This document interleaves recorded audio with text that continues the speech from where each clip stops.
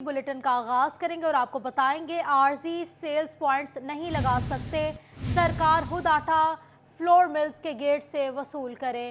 Flour mills association Punjab का फैसला। Flour mills association Punjab का कहना है कि अगर फ्लोर मिल्स के खिलाफ कार्रवाई न की गई तो 14 फरवरी से आटे की फ्राहमी बंद कर देंगे। अहम खबर दे रहे हैं आपको, आरजी सेल्स पॉइंट्स नहीं लगा सकते, सरकार खुद आटा फ्लोर मिल्स के गेट से वसूल करे। फ्लोर मिल्स एसोसिएशन पंजाब का फैसला। फ्लोर मिल्स एसोसिएशन पंजाब का कहना है कि अगर फ्लोर मिल्स के खिलाफ कार्रवाइयां ना रोकी गई तो 14 फरवरी से आटे की फ्राहमी बंद कर देंगे। आपको बता रहे हैं, अहम खबर है, आरजी सेल्स पॉइंट्स नहीं लगा सकते, सरकार खुद आटा फ्लोर मिल्स के गेट से वसूल करे। फ्लोर मिल्स एसोसिएशन पंजाब का फैसला। फ्लोर मिल्स एसोसिएशन पंजाब का कहना है कि अगर फ्लोर मिल्स के खिलाफ कार्रवाइयां ना रोकी गई तो 14 फरवरी से आटे की सप्लाई बंद कर देंगे। अहम खबर है, आरजी सेल्स पॉइंट्स नहीं लगा सकते, सरकार खुद आटा फ्लोर मिल्स से वसूल करे।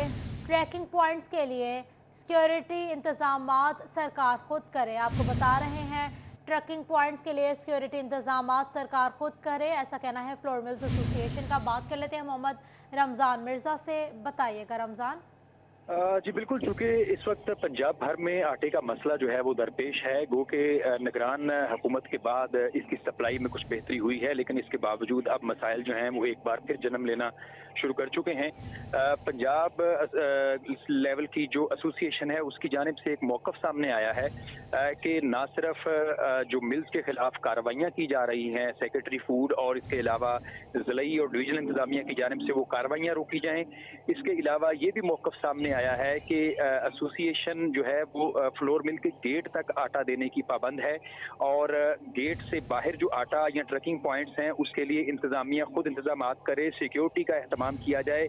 इसके अलावा निजी जो गंदम ग्राइंड की जाती है फ्लोर मिल की जानिब से, उसमें भी उनका मौक़िफ़ सामने आया है कि उसकी जो प्रोडक्ट्स हैं वो ना सिर्फ ज़िला बंदी तो पहले ही ख़त्म है, अब जो सूबा बंदी है वो भी ख़त्म की जाए ताकि पंजाब से सूबा सिंध और बलूचिस्तान समेत केपीके को भी जो है वो निजी गंदम से ग्राइंड की गई मसनूआत हैं वो भिजवाई जाएं। और ये धमकी दी गई है कि अगर इन मुतालबात के ऊपर हुकूमत ने कान ना धरे तो 13 फरवरी से जो गंदम का कोटा है वो सरकार से नहीं लिया जाएगा और अल्टीमेटली जो है वो सरकार को जो आटा दिया जा रहा है रोजाना की बुनियाद पे वो आटा नहीं दिया जाएगा, जिस वजह से पंजाब भर में जो आटे का बहरान जो है वो पैदा होने का अंदेशा है। और इसके ऊपर जो डिवीजन फैसलाबाद की तंजीमें हैं, खसूसन फैसलाबाद जिला की तंजीम और जो दीगर इजला की तंजीमें हैं उनकी जानिब से जो है वो इत्तफाक का इजहार किया है। अगर ऐसी सूरत हाल पैदा होती है तो डिवीजन भर में आटे का बहरान नजर आएगा और एसोसिएशन का ये भी मौक़िफ़ है कि हुकूमत फौरी इस मसले के ऊपर मुज़ाकरात करे ताकि इसका लाया अमल जो है वो बनाया जा सके। बहुत शुक्रिया रमजान, अपडेट कर रहे थे। फ्लोर मिल्स के खिलाफ कार्रवाइयां न रोकी गई तो फ्लोर मिल्स एसोसिएशन 14 फरवरी से आटे की फ्राहमी बंद कर देंगी। फैसलाबाद में राजा चौक वारिसपुरा में पेट्रोल पंप बंद। पेट्रोल न मिलने की वजह से खुला पेट्रोल बेचने वालों की चांदी हो गई। खुले पेट्रोल की फरोख्त खतरनाक किसी बड़े हादसे का बाइस बन सकती है। बात कर लेते हैं खिलजा लियाकत से। खिलजा, अपडेट कीजिएगा। जी बिल्कुल, फैसलाबाद में एक जानिब तो बहुत से पेट्रोल पंप्स पर एक मखसूस मिकदार में पेट्रोल मुहैया की जा रहा, तो दूसरी जानिब देखा जा रहा है कि वारिसपुरा राजा चौक में एक पेट्रोल पंप जो है वो मुकम्मल तौर पर बंद कर दिया गया है। उस पर बैनर भी बाकायदा तौर पर लगा दिए गए हैं कि पेट्रोल जो है दस्तयाब नहीं है, माजरत खां है। बहुत सारे शहरी जो हैं इस हवाले से परेशान दिखाई दे रहे हैं। शहरियों का कहना है पेट्रोल पंप बंद होने के बाद जो खुले पेट्रोल बेच रहे हैं, बहुत से ऐसे शहरी हैं, दुकानदार हैं जो खुला पेट्रोल बेच रहे हैं, ब्लैक में बेच रहे हैं, महंगा बेच रहे हैं, वो लेने पर मजबूर हो गए। मेरे साथ शहरी मौजूद है, आइए इनसे इस हवाले से मजीद जानते हैं कि किन मुश्किलात का सामना करना पड़ रहा है। आप देख रहे हैं कि पेट्रोल पंप भी बंद है और महंगा पेट्रोल जो यहाँ पे रखा हुआ है बेचने के लिए और ये नुकसानदेह भी है गाड़ियों के लिए। क्या जी, ये पेट्रोल और बिस्मिल्लाहिर्रहमानिर्रहीम, ये पेट्रोल है, ये नुकसानदेह है, ये बहुत आवाम को परेशानी का सामना करना पड़ रहा है। लेकिन गवर्नमेंट या कोई पेट्रोल पंप वाले इसी पर नहीं सोच रहे हैं, तो महंगा और खुला पेट्रोल जो नाक़िस है और बहुत मुश्किल से मिल रहा है, आवाम को तमाम मुश्किलात का सामना करना पड़ रहा है। एक दफ़ा महंगा अगर करना है तो कर लें, ये पेट्रोल पंप बार बार बंद करते हैं और काफ़ी मुश्किलात का सामना हो रहा है आवाम को। जी बिल्कुल, शहरियों का कहना है एक जानिब तो जो है पेट्रोल जो है वो इतना महंगा कर दिया गया है, इसके बावजूद भी पेट्रोल जो है वो मुहैया नहीं होता, पेट्रोल पंप जो है वो बंद कर दिया गया है। दूसरी जानिब अगर खुला पेट्रोल लेते हैं तो उनकी तो चांदनी लगी है, लेकिन दूसरी जानिब अगर देखा जाए खुला पेट्रोल जो है वो नाकिस पेट्रोल है, इसके इस्तेमाल से किसी भी वक्त जो है कोई हादसा पे दरपेश आ सकता है, कुछ भी हो सकता है किसी भी टाइम। खुला जो पेट्रोल खरीदते हैं, फरोख्त करते हैं, शहरियों की हुकूमत से अपील है कि इस तरफ तवज्जो दिए, पेट्रोल मालिकान ने एक दफ़ा जितना पेट्रोल महंगा करना है उसे कर दिया जाए, ताकि पेट्रोल की जो है वो दस्तयाबी जो है मुयसर हो, शहरी जो है बआसानी पेट्रोल लेकर अपना जो सफ़र है उसको रवाना कर सके और अपने दफातर जो है अपडेट करें थी। शुक्रिया आपका। M3 मोटरवे समंदरी इंटरचेंज था समुद्री शहर दोरोया सड़क की तामीर-ए-नौ का मंसूबा सुस्रवी का शिकार हो गया। मंसूबे के लिए 1 अरब 66 करोड़ 58 लाख रुपए मुख्तस किए गए। रवां साल 50 करोड़ रुपए फ्राहम किए गए। ताहम मुकर्ररा वक्त में मंसूबे के मुख्तलिफ हिस्सों पर काम मुकम्मल ना हो सका। बताते चलें आपको 2023 में 50 करोड़ मिले। सड़क के मुख्तलिफ हिस्से बहाली के मुंतजिर हैं। सरकारी कॉन्ट्रैक्ट की सुस्ती, नोटिस ना लिया जा सका। आपको बता रहे हैं सरकारी कॉन्ट्रैक्टर की सुस्ती, नोटिस ना लिया जा सका। 2023 में 50 करोड़ मिले। सड़क के मुख्तलिफ हिस्से बहाली के मुंतजिर हैं। M3 मंसूबे के लिए 1 अरब 66 करोड़ 58 लाख मुख्तस हैं। समुद्री इंटरचेंज था समुद्री शहर तो रोया सड़क बननी थी। M3 मोटरवे दो रोया स्कीम सुस्रवी का शिकार है। इमरान असम से बात करेंगे। इमरान, आगाह कीजिएगा।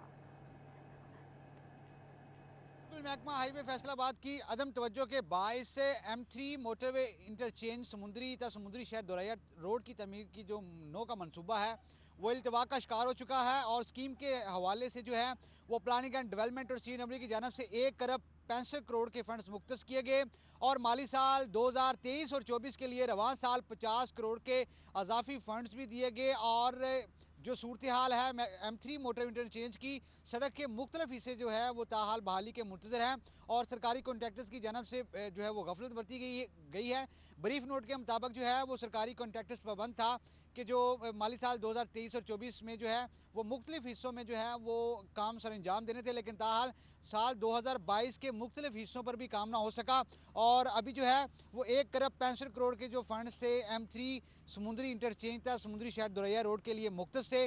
ताहाल एक्सिन हाईवे की जानब से प्रीव्यू और स्कीमों के हवाले से जो है वो सरकारी कॉन्ट्रैक्टर से जो है वो रिपोर्ट भी ना ली जा सकी, जिसकी वजह से ये बड़ा मंसूबा M3 मोटरवे इंटरचेंज का मंसूबा है, ये स्कीम जो है वो इल्तवा का शिकार होती दिखाई दे रही है।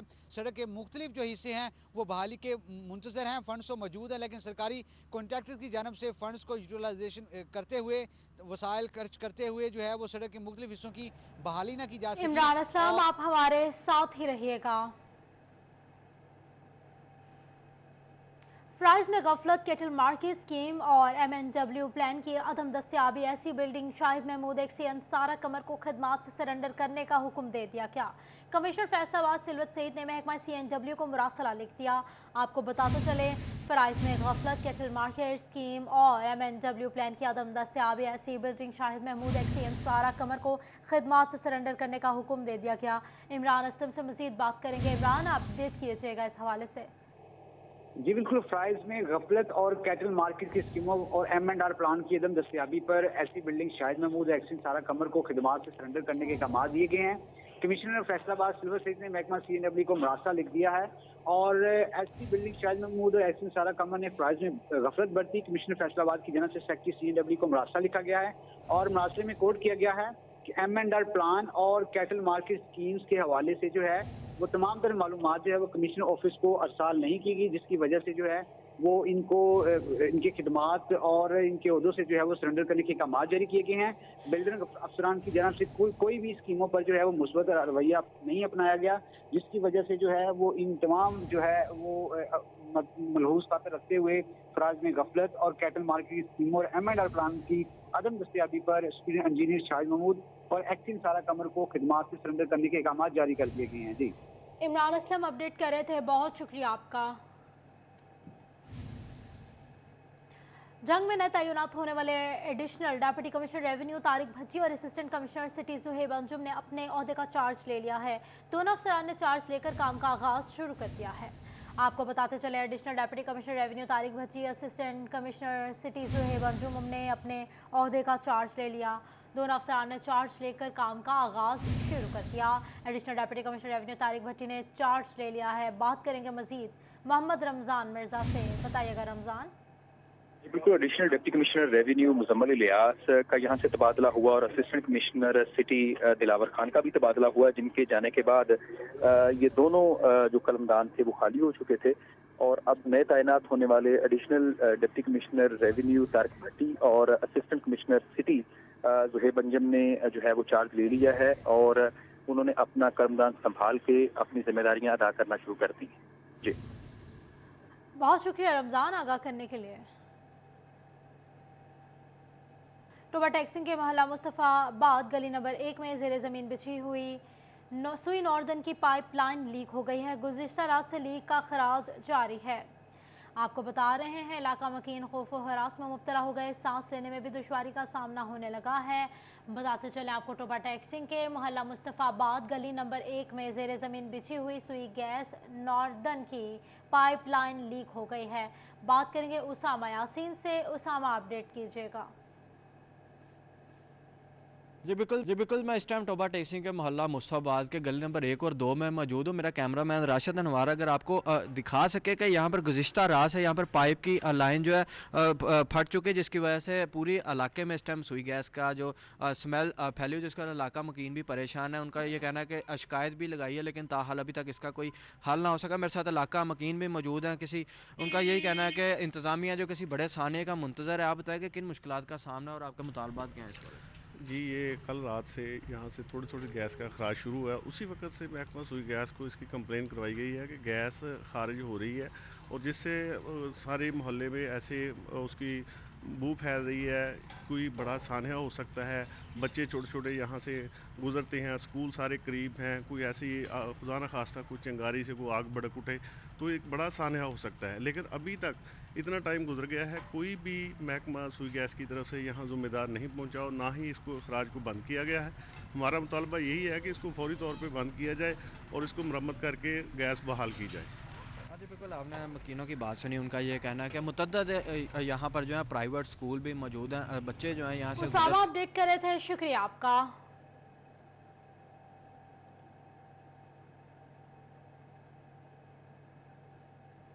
आपको इलेक्शन के हवाले से बताएंगे। फैसलाबाद में ज़िमनी इलेक्शन के हवाले से अहम खबर है। कागजात नामजदगी जमा होने, इलेक्शन अफसरान कहते हैं कि 19 मार्च को पोलिंग होगी। 2 हल्कों में ज़िमनी इंतखाबात का इनेकाद किया जा रहा है। फैसलाबाद में ज़िमनी इंतखाबात के हवाले से अहम खबर, कागजात नामजदगी जमा होने लगे हैं। इलेक्शन अफसरान कहते हैं कि 19 मार्च को पोलिंग होगी। 2 हल्कों में ज़िमनी इंतखाबात का इनेकाद किया जा रहा है। ज़िमनी इलेक्शन के हवाले से अहम खबर, इलेक्शन के लिए कागजात नामजदगी जमा होने लगे। 19 मार्च को ज़िमनी इलेक्शन में की पोलिंग होगी, ऐसा कहना है इलेक्शन कमीशन का। बात कर लेते हैं अब्दुल रहमान से। अब्दुल रहमान अपडेट कीजिएगा। जब बात करें फैसलाबाद में ज़िमनी इंतखाबात के हवाले से NA 107 में और 109 में ज़िमनी इंतखाबात होंगे। इस सिलसिले में इलेक्शन कमीशन की जानिब से जो कागजात नामजदगी लेने का सिलसिला जारी है। अभी तक तो कोई उम्मीदवार जो है वो सामने नहीं आया, ताहम तैयारियां भरपूर तरीके से की जा रही हैं। तो यहाँ पर हमारे साथ इलेक्शन ऑफिसर फोकल पर्सन बराए बाई इलेक्शन ज़रोया अमजद हमारे साथ मौजूद है। जी मैडम, बताइएगा इलेक्शन के हवाले से इलेक्शन कमीशन की तैयारियां और क्या मराहल होंगे? जी अस्सलाम वालेकुम। फैसलाबाद में NA 107 और NA 109 में ज़िमनी इंतखाब मोरखा 19 मार्च 2023 को होने जा रहा है। इस सिलसिले में इलेक्शन कमीशन ऑफ पाकिस्तान की जानिब से इलेक्शन स्केड्यूल को अनाउंस कर दिया गया है और दोनों रिटर्निंग ऑफिसर्स की जानिब से पब्लिक नोटिस भी इशू कर दिया गया है। पब्लिक नोटिस के अकॉर्डिंगली जो कैंडिडेट जो इंतखाबी मरहले में हिस्सा लेना चाहते हैं, पार्टिसिपेट करना चाहते हैं, वो मोरखा 10 फरवरी 2023 से लेकर 14 फरवरी 2023 तक अपने जो नॉमिनेशन पेपर्स हैं वो फाइल कर सकते हैं।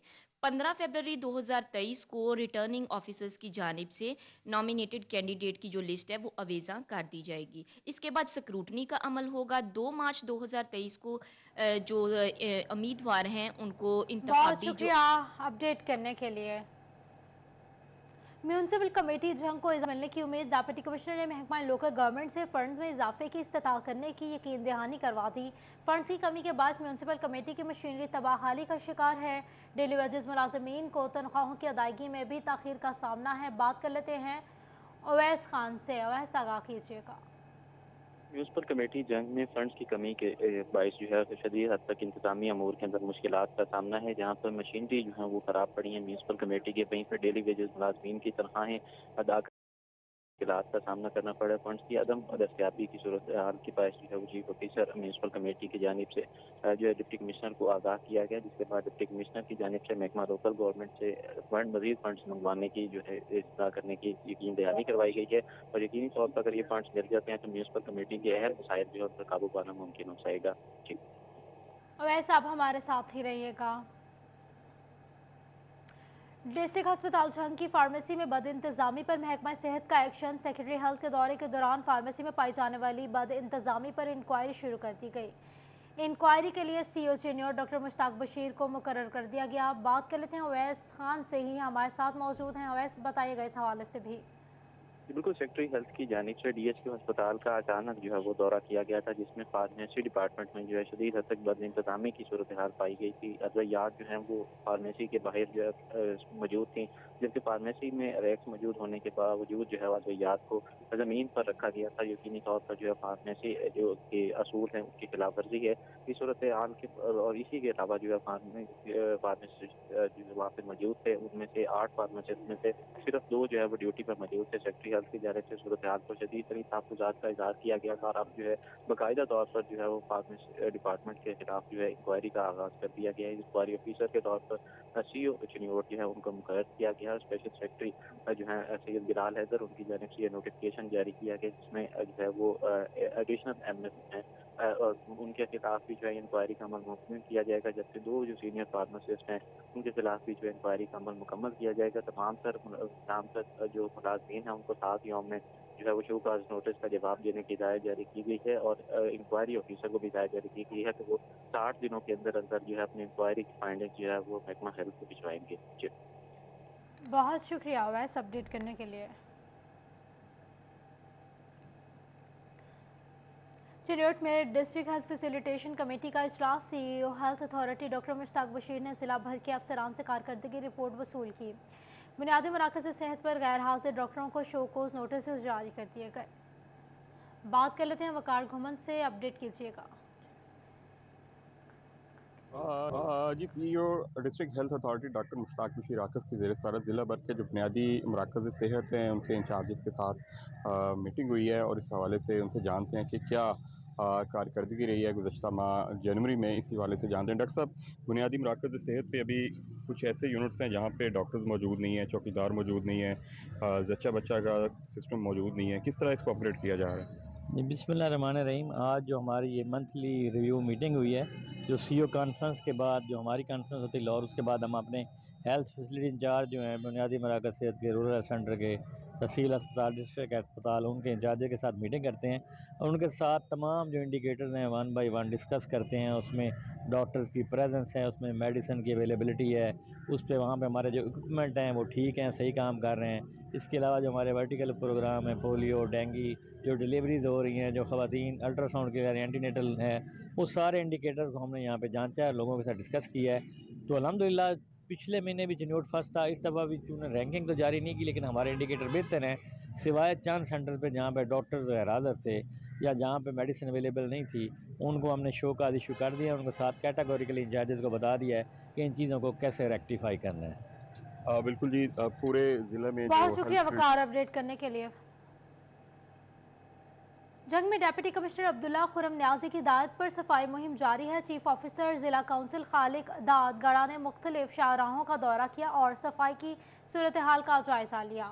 अमले की कमी के मसले पर काबू पाने के लिए मुलाजमीन तैनात किए जाएंगे, ऐसा कहना है उनका। बात कर लेते हैं अवैस खान से। अवैस, बताइएगा।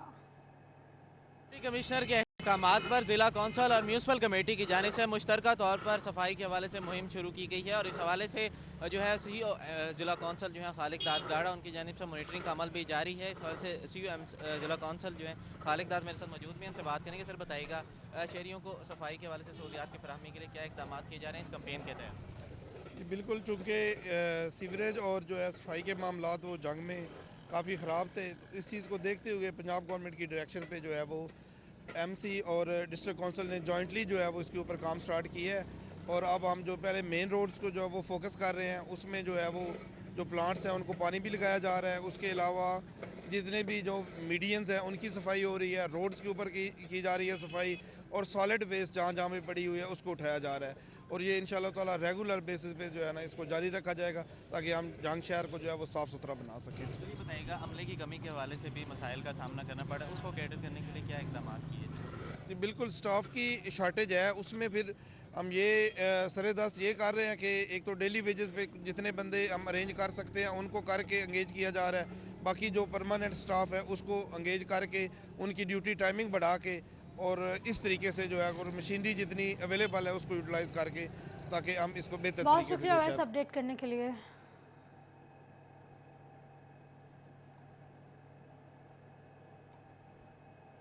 जंग में additional deputy commissioner revenue Tariq Bhatti की सदारत में इजलास मुनक्किद हुआ। सीओ म्यूनसिपल कमेटी और सीईओ जिला काउंसिल ने ब्रीफिंग दी। इजलास में रेवेन्यू मसाइल बढ़ाने पर काबू पाने के लिए इकदाम पर जोर दिया गया। बात कर लेते हैं मोहम्मद रमज़ान मिर्जा से। रमज़ान, अपडेट कीजिएगा।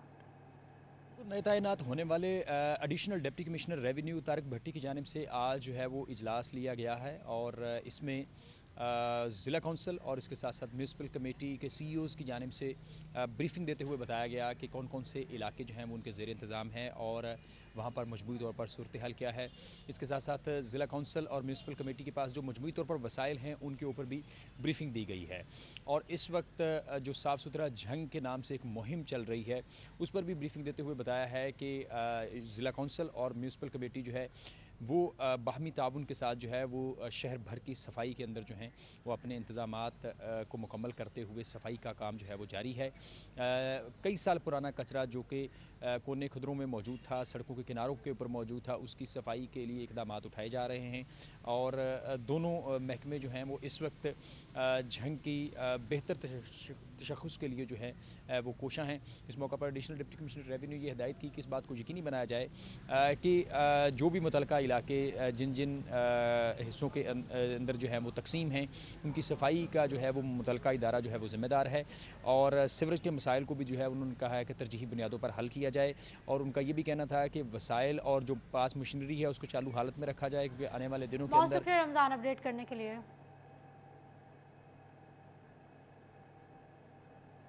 डिस्ट्रिक्ट बार फैसलाबाद में चैम्बर्स की कमी। 2016 के बाद डिस्ट्रिक्ट बार में कोई नया चैम्बर तामीर नहीं किया गया। बात कर लेते हैं आशिर भाई से। आशिर, बताइएगा। फैसलाबाद डिस्ट्रिक्ट बार के अंदर जहाँ पर वकला की रजिस्ट्रेशन जो है वो नई दिन ब दिन जो है वो बढ़ती जा रही है, लेकिन यहाँ पर जो चैम्बरों की है वो हादसी कमी है। इस हवाले से 2016 के अंदर जो है वो आखिरी बिल्डिंग बनी, जिसके बाद फैसलाबाद डिस्ट्रिक्ट बार के अंदर कोई भी नया जो चैम्बर है वो तामीर नहीं हुआ। लेकिन इस दौरान जो है 2016 के बाद अब तक तकरीबन 2000 से ज़ायद जो नए वकील हैं वो भी इस हवाले से जो है वो आ चुके हैं। चैम्बर्स ना होने से वकला को किन मुश्किलात का सामना करना पड़ता है। हमारे साथ हरून शाइसा मौजूद हैं, इस हवाले से बात करते हैं। तो सर बताइएगा, 2016 के बाद 2000 से ज़ायद नए वकील आ चुके हैं, लेकिन चैम्बर एक भी नहीं नया बना, तो इस हवाले से क्या कहेंगे? जो नौजवान वकील आते हैं उनको किन मुश्किलात का सामना करना पड़ता है बिना चैम्बर यहाँ पर आके काम करना, प्रैक्टिस करना? नौजवान वकला के लिए तो बहुत ज़्यादा पहले ही मसला है कि जब वो आते हैं तो माली वसाइल उनके पास होते नहीं हैं। तो अब इतनी कसीर तादाद में आ रहे हैं कि पर ईयर 400-500 नए यंगस्टर आ रहे हैं इस शोबे के अंदर, जिनके पास वसाइल तो पहले होते नहीं हैं। यहाँ पे आते हैं तो उनके पास चैम्बर की सहूलत नहीं होती। तो जब किसी के साथ अटैच होते हैं तो उनके साथ मसाइल ही मसाइल होते हैं कि वो प्राइवेटली अपना काम करने की हद तक वो 5-6 साल तक पहले किसी के साथ लटके रहते हैं। अभी लास्टली जो देखा जाए 2016 में लास्ट बिल्डिंग बनी थी, उसके बाद जो 4-5 यहाँ पे हमारे टेन्योर गुजर चुके हैं, पर ईयर इलेक्शंस होते हैं, तो हर बार वो सदर सेक्रेटरीज आते हैं, वो दावा करते हैं कि हम यंग वकला के लिए नए चैम्बर्स बनाएंगे, जिनके पास दफ्तर नहीं है उनको दफ्तर देंगे। लेकिन वो अफसोस ही है कि अब तक वो कोई ऐसी कोशिश नज़र नहीं आ रही। तो उम्मीद है कि इस बार जो इंतज़ामिया है शायद वो इसके ऊपर कुछ सोचे। लेकिन हुकाम बाला से हमारी आपके चैनल के तवसल से पूरी भरपूर अपील है कि कम से कम हमारी आवाज़ पहुँचाई जाए और नौजवान वकला जो बहुत सीरियसली परेशान है इस मसले के ऊपर, उनका ये मसला जो है वो हल किया जाए। जी बिल्कुल, जिस तरह आपने सुना इस हवाले से उनका आशिर, बहुत शुक्रिया आपका।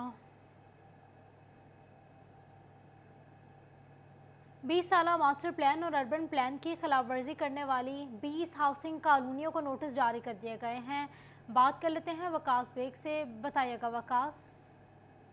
एफडीए हुकाम फैसलाबाद की जानिब से फैसलाबाद भर में गैर कानूनी तौर पर बनाई गई कॉलोनियों के खिलाफ कार्रवाइयों का सिलसिला जारी है, जिसके तहत फैसलाबाद शहर और बैरूनी एतराफ़ में अगर बात की जाए, ख़ास तौर पर 20 साला मास्टर प्लान की खिलाफ वर्जी करने वाली 20 हाउसिंग कॉलोनियों को जो है वो नोटिस जारी कर दिए गए हैं और गैर कानूनी तामीरात जो हैं वो आज खुद मस्मार करने की हिदायत भी जारी की गई हैं, जिसके बाद ना अमल करने वाले कॉलोनी मालकान के खिलाफ जो है वो एफडीए की इन्फोर्समेंट टीम की जानिब से कार्रवाइयों का सिलसिला जारी है, जिसके तहत 2 कॉलोनियां, जिनमें से चक नंबर 7 जीम्बे में रहमान गार्डन, जबकि चक नंबर 8 जीम्बे में बनाई गई सितारा गोल्ड सिटी की गैर कानूनी तामीरात जो हैं उनको मस्मार कर दिया गया है। इसके साथ साथ 18 कॉलोनियां जिनको नोटिस जारी किए गए हैं, मजीद उनके हवाले से एफडीए हुकाम का ये कहना है कि 1 हफ्ते का टाइम दिया गया है इन तमाम कॉलोनियों को कि अपनी गैर कानूनी तामीरात जो हैं वो आज खुद मस्मार कर लें।